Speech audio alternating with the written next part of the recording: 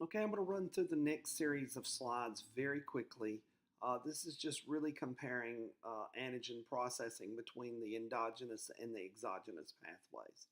The endogenous pathway on the left is going to be proteins that are found inside the cytoplasm that are processed using a proteasome. And proteasomes, there's some evidence to suggest that proteasomes can be genetically inherited. So your genetic background may cause your proteasome to cut in certain places where someone of a different genetic background may have a proteasome that processes the antigen slightly differently, which just increases the diversity of antigens that are being recognized by the human population or by any mammalian population for that matter. That's important so that if there is a disease that wipes out a large chunk of the organisms, maybe one of the other variants will be able to recognize that antigen and develop an immune response to it, and thus increases the chance of survival of the species as a whole.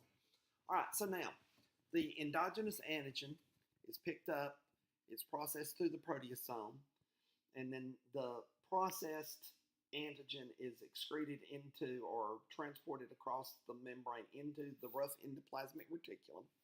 And that's where you have kind of the class 1 and class 2 MHCs being assembled. In the class 2 process, the peptide, if it fits into the groove, will bind into its place, and then it moves out of the rough endoplasmic reticulum into the Golgi body. From the Golgi body, it's transported out to the membrane where it's expressed on the surface of the cell.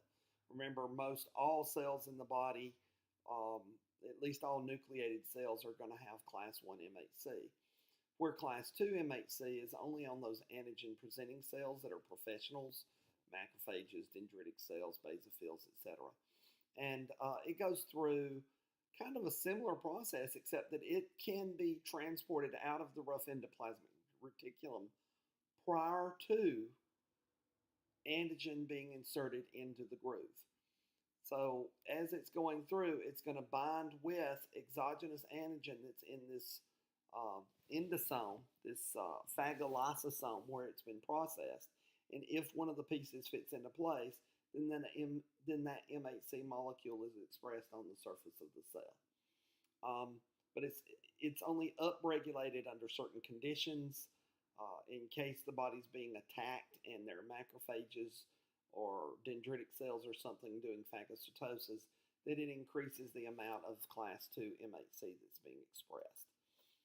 Here's a quick look at the proteasome. You have the protein. The protein binds to ubiquitin, and ubiquitin is found ubiquitously throughout the cytoplasm, and it binds to the protein and conjugates. And then that kind of carries it. It's kind of like a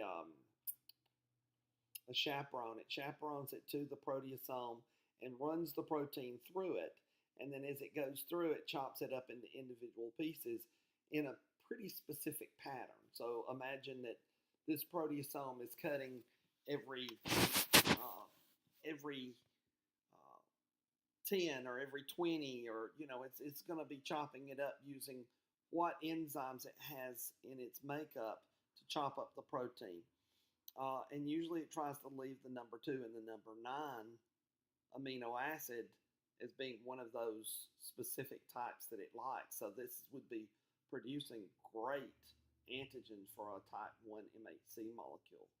So you can see how those proteasomes, they're called immunoproteasomes or constitutive proteasomes, can be produced. And slight variations in these little bubbles on here, these enzymes that are associated with it, can cause it to chop in different ways. That's just another close-up, So this is a slide that describes how it's transported from the cytoplasm into the rough endoplasmic reticulum, and it uses the TAP1, TAP2 system, which is an ATP-dependent system. So it does take energy to process and put it through. So the peptides of the right size piece go in. You get ATP hydrolyzed into ADP plus inorganic phosphate. And imagine that it squeezes apart and then back together and kind of pushes the peptides through to the rough endoplasmic reticulum. The peptide is ready to be loaded into, in this case, MHC type 1. So yeah, can you imagine that these two, tap 1 and tap 2, are able to rock apart and then push together, and it kind of squeezes that peptide through the system using ATP as a energy source for that